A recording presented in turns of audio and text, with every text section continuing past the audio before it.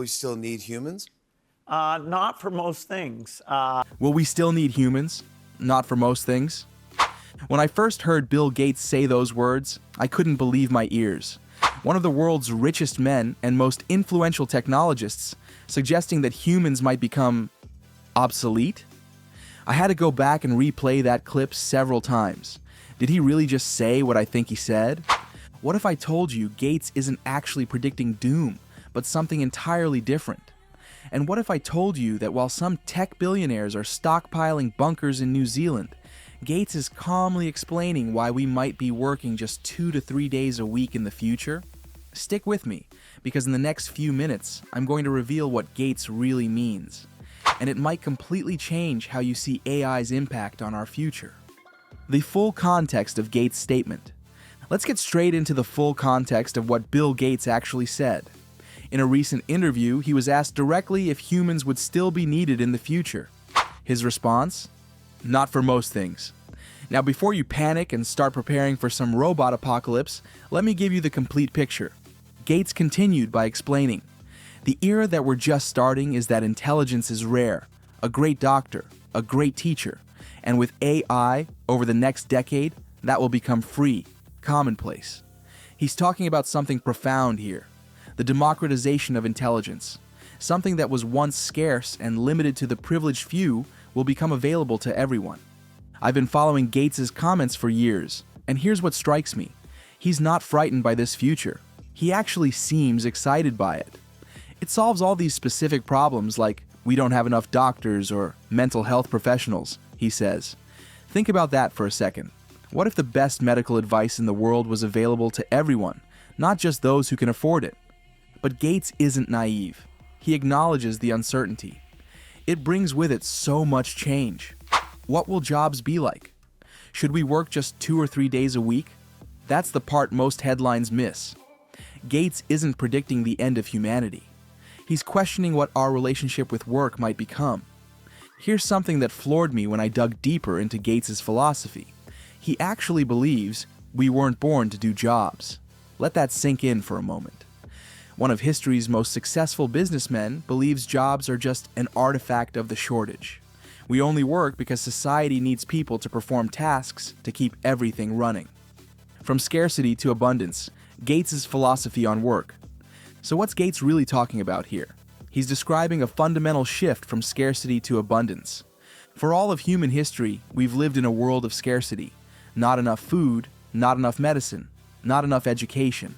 And our entire economic system, our very concept of jobs, was built around addressing this scarcity. We needed humans to farm, to teach, to diagnose illnesses, because there was no other way to get these vital services. But what happens when AI can provide unlimited intelligence on demand? What happens when the best teaching, the best medical diagnoses, and countless other forms of intelligence become as accessible as turning on a tap? Gates frames it this way. As you get away from that being a necessary thing, you get a lot more leisure time.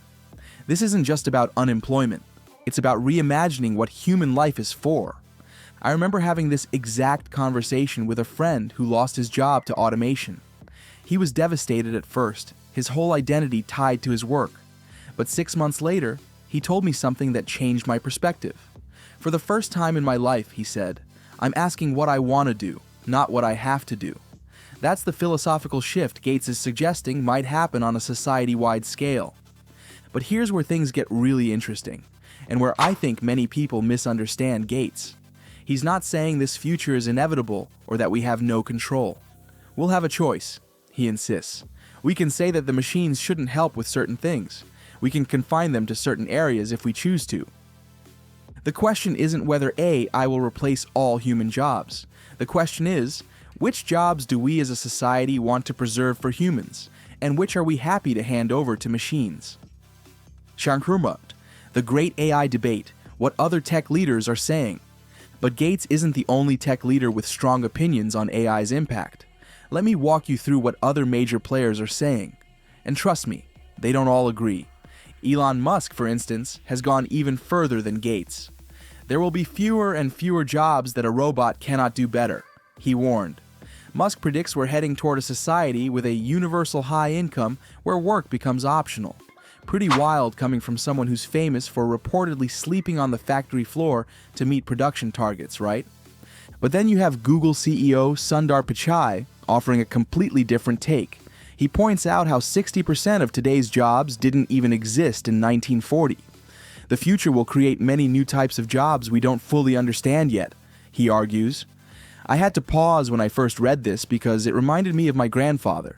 He couldn't imagine what a software engineer was when choosing his career, yet that's what I ended up doing before becoming a content creator. And this is where the debate gets fascinating. OpenAI's Sam Altman, the guy behind ChatGPT, sits somewhere in the middle. I will eliminate many current jobs while changing others and creating entirely new ones, he said recently.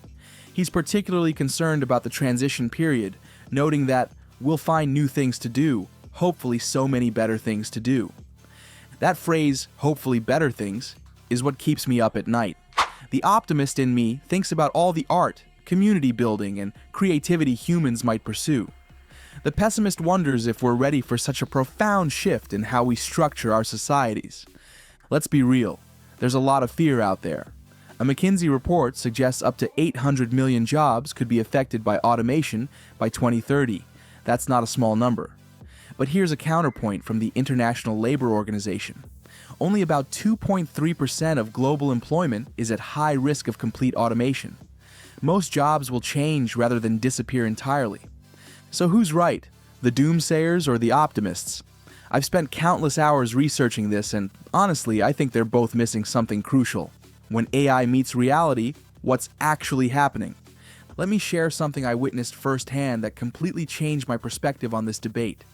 Last year, I visited a factory that had just integrated AI into their production line. 50 people lost their jobs to automation. That's the headline most people would focus on. But what happened next was fascinating.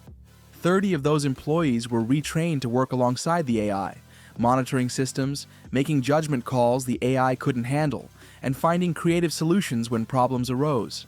Another 15 moved into entirely new roles created by the AI implementation: data analysis, customer experience design, and system optimization. Only 5 people actually left the company. Was it a smooth transition? Absolutely not. There were tears, resistance, and genuine fear. But a year later, most of those employees told me they wouldn't go back to their old jobs if given the choice. "I'm using my brain now," one former assembly line worker told me. "Before, I was just using my hands." The jobs aren't disappearing. They're transforming, and not always in ways we can predict. Gates' vision of the future. Let's circle back to Gates' vision of the future, because I think he sees something many others miss. Gates predicts AI will create a society with a level of output, food, medical advice, that won't require everybody to work like they do today. He's describing a world of material abundance powered by AI productivity. But here's the million-dollar question that keeps me awake at night. How do we distribute that abundance? If AI and robots are producing most of what humanity needs, but the ownership of those systems is concentrated in the hands of a few companies, we could end up with unprecedented inequality. Gates has suggested solutions like a robot tax and universal basic income to ensure AI's benefits are widely shared. Think about it. If a robot takes your job but increases overall productivity, shouldn't you get a slice of that increased productivity? I was skeptical about UBI for years until I read about a small experimental program in Stockton, California. Recipients didn't stop working as critics feared. Instead, they found better jobs, started small businesses, and reported improved mental health. Could this be a glimpse of Gates' vision working in practice? But there's something even more profound in Gates' thinking. When he says humans weren't made to do jobs, he's questioning the very foundation of our work-based identity. It's hard to reprogram your brain, he admits, after spending 70 years in the world of shortages. And that's the real challenge we're facing. It's not just about preserving jobs or creating new ones. It's about reimagining what it means to live a meaningful human life in a world where traditional work might not be central to our identity or economic survival. Could we be standing at the threshold of a new renaissance?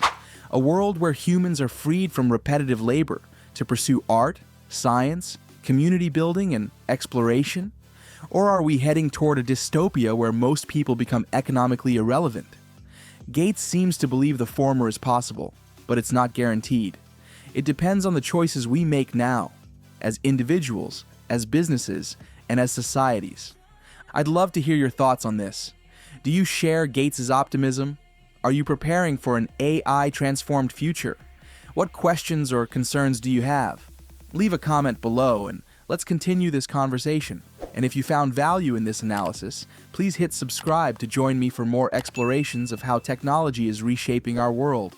Thank you for watching. I'll see you in the next video.